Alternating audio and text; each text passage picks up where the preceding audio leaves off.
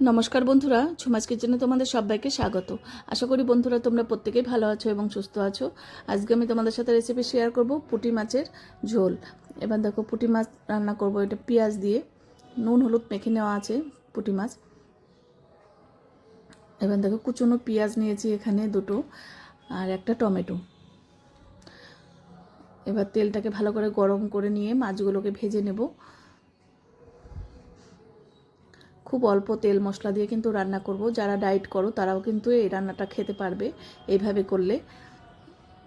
এবার সেকেন্ড ব্যাচের মাছগুলো ভেজে নিচ্ছি।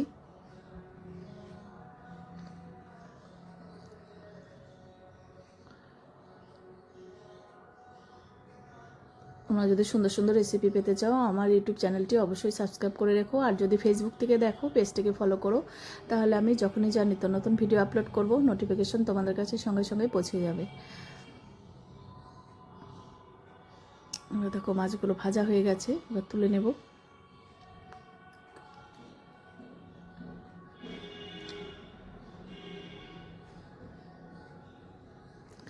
এবার একটু কালো জিরে ফোড়ন দিলাম, তোমরা চাইলে সাদা জিরেও দিতে পারো, কিন্তু এই রান্নাতে একটু কালো জিরে দিলে বেশি ভালো লাগে। এবার পেঁয়াজগুলো হালকা করে একটু ভেজে নেব।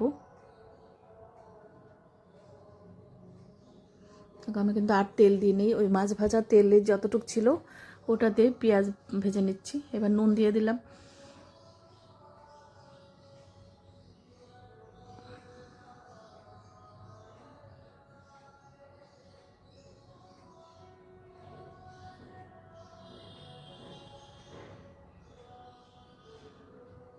তোমরা যদি পেঁয়াজ দিয়ে পুঁটি মাছ না করে থাকো তাহলে করে দেখতে পারো, এভাবে পুঁটি মাছ করলে দেখবে খুবই ভালো হয়, টেস্টি হয়। এবার টমেটো দিয়ে দিলাম।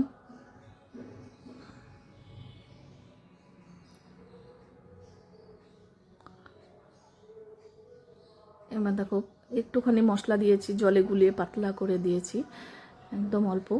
হলুদ দিলাম হাফ চামচ, কাশ্মীর লঙ্কার গুঁড়ো দিলাম অল্প, আর ঝালের জন্য কাঁচা লঙ্কা দিলাম।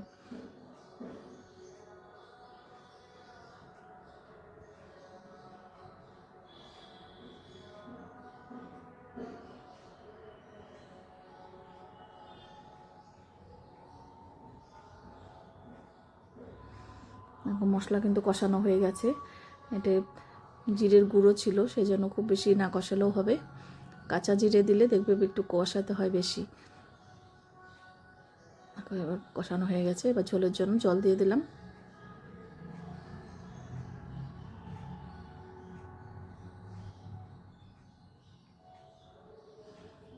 এবার মাছগুলো দিয়ে দিলাম।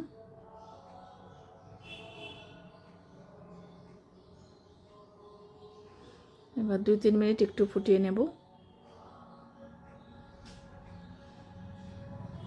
দেখো তেল কিন্তু একদমই দেখা যাচ্ছে না।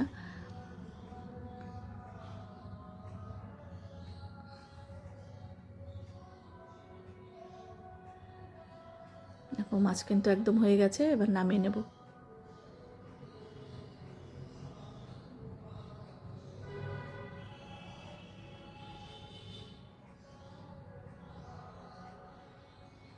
দেখো মাছ নরম হয়ে গেছে।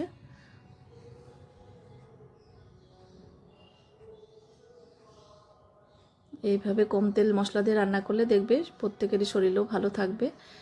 এবার দেখো একটা থালায় সার্ভ করে দিলাম।